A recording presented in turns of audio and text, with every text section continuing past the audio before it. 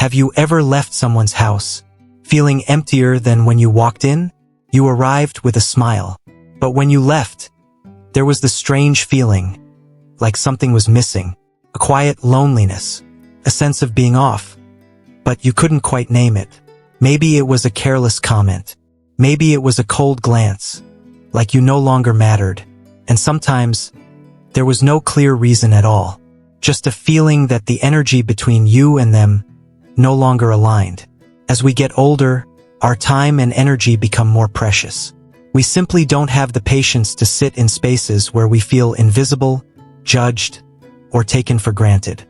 And the truth is, not everyone we once loved is someone we still need to see. Not every place that once felt familiar is a place we should keep returning to. This video isn't about holding grudges or cutting people off in anger. It's about looking inward with kindness and a new kind of courage.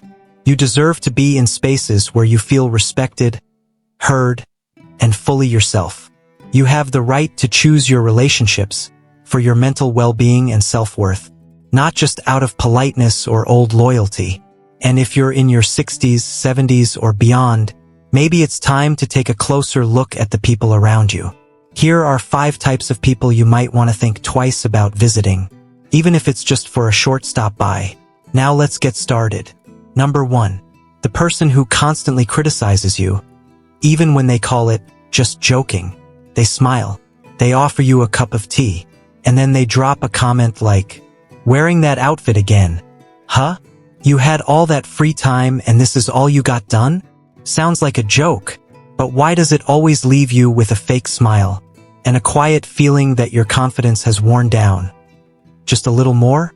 William, 73, shared something many of us can relate to. He said every time he visited an old friend, he'd leave feeling like he wasn't good enough. The friend didn't yell, didn't insult him outright. It was always those half-joking, half-serious remarks. Small, subtle jabs that chipped away at his self-worth. And the most painful part? They told me not to take it seriously. Said it was just teasing. But let's be honest. Some words don't wash away with a laugh. Especially when they leave you stewing all evening. One day, William made a quiet choice. He stopped going, even though that friendship had lasted for decades. And when he talked about it, his voice was light. "I've never felt so at peace, just because I chose calm over courtesy. And you have that same right. You don't need to hold a grudge.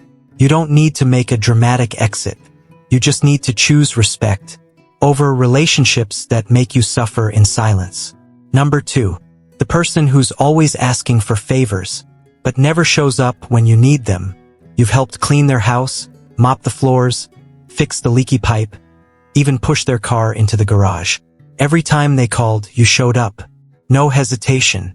But the moment you need something, just a quick ride to the doctor, just someone to stop by and check in, the answer is always, "Sorry, I'm busy.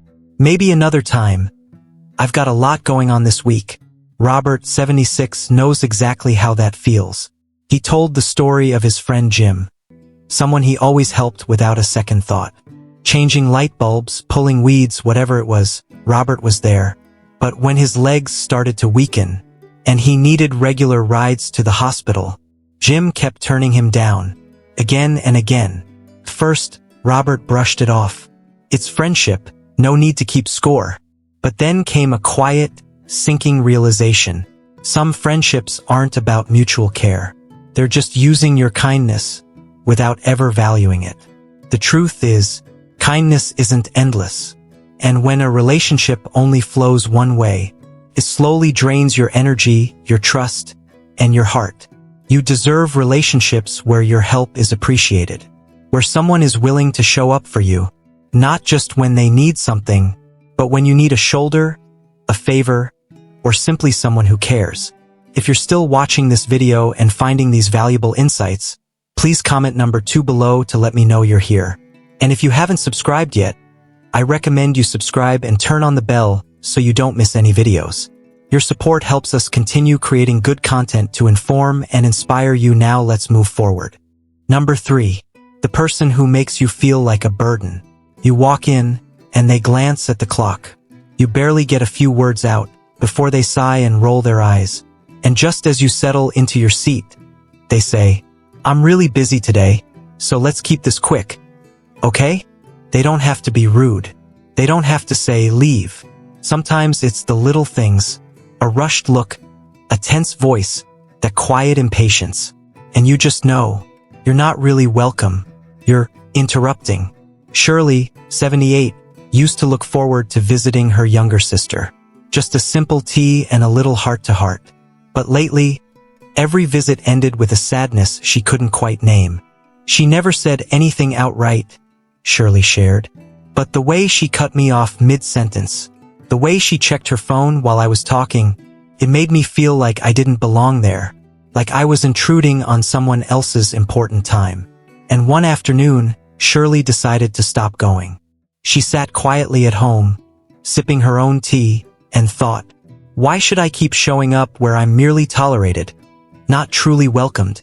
I don't have the luxury of unlimited time anymore, and I deserve to be where I feel loved. And so do you. If a visit leaves you feeling smaller, unnecessary, or like a nuisance, step back. Not because you're not good enough, but because you are protecting your dignity. Number 4. The person who loves to gossip and talk behind people's backs. You barely sit down, and they've already started in, "Did you hear? Emma just split from her third husband. Diana's son has been unemployed for months, but still acts like he's living the high life." First, it's entertaining. A little small talk, a bit of drama. It fills the silence. But then, it starts to wear on you. You get tired. Tired of the endless stories. Tired of the quiet negativity creeping into your mind. And suddenly, a thought hits you. What will they say about me when I leave? Peter, 71, knows this feeling well. He used to stop by a neighbor's house regularly. A neighbor who loved to share updates. Every visit turned into a whirlwind of gossip, theories, and judgment. At first, Peter enjoyed the company. But over time, it started to make him feel uneasy, restless even. I didn't want to be just another ear to their stories. And I sure didn't want to become the next story when I wasn't around. The truth is, gossip doesn't just hurt the ones who aren't there to defend themselves. It poisons the trust between the people who are there. You deserve better. You deserve conversations that are kind, honest, and soul-nourishing. Spaces where, after listening, you feel fuller, not drained. If you're still watching this video and finding these valuable insights, please comment number 4 below to let me know you're here. And if you haven't subscribed yet, I recommend you subscribe and turn on the bell so you don't miss any videos. Your support helps us continue creating good content to inform and inspire you. Now let's move forward. Number 5. The person who doesn't respect your values or beliefs. They mock the way you live. They make fun of the things you believe in. And they don't hesitate to push you into doing something, even after you've politely said no. Stop being so closed off. Why waste your energy believing in that stuff? Just live like I do. Stop overthinking everything. At first, you stay quiet, trying to keep the peace. But slowly, you realize you've started to shrink. You nod along. Not because you agree, but because you're trying not to be judged. John, 74, knows that feeling. He tried to stay in touch with an old friend, even as their lives grew further apart. John loved quiet mornings, meditation, and reading. His friend was loud, cynical, and always made fun of other people's beliefs. One day, John shared his morning meditation routine, and the friend laughed. "You're too old to be daydreaming. Go make money, help your grandkids or something." John used to just smile it off. He didn't want to lose the friendship. But after enough visits that left him feeling dismissed and confused, he finally asked himself, if every time we meet, I feel like I can't be myself, then what's left of this friendship? And one day he quietly stepped away. No argument, no bitterness. He just stopped walking into a space where he had to change in order to be accepted. I've spent a lifetime becoming who I am, and I'm not about to give that up, just to make someone else comfortable. And neither should you. You have the right to stand by what you believe in, to honor the values that make you you. You deserve friendships that respect your differences, not ones that laugh at them.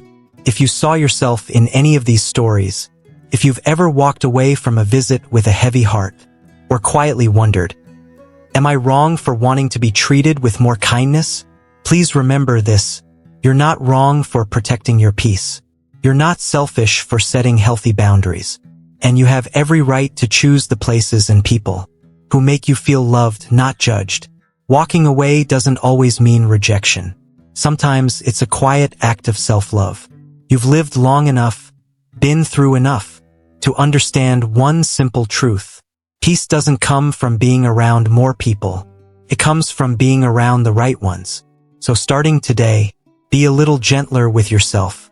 Be brave enough to choose calm over forced politeness. Because you deserve a life where every connection warms your heart, not weighs it down. If you're still listening, I believe you're someone who truly wants to live a kind, thoughtful, and meaningful life, day by day. Drop a number from 1 to 5 in the comments to let me know which story you related to most. Or share one small change you'll make this week to care for and love yourself a little more. Don't be afraid to share. You never know, your story might be the light someone else needs right now. And if you found this video helpful, please hit like, subscribe, and turn on notifications so we can keep bringing you more healing, inspiring, and meaningful content for your golden years. Thank you for being here, for still showing up to life with a sincere heart and a quiet strength that's worth honoring. See you in the next video. And remember, you are worthy of a beautiful life at any age.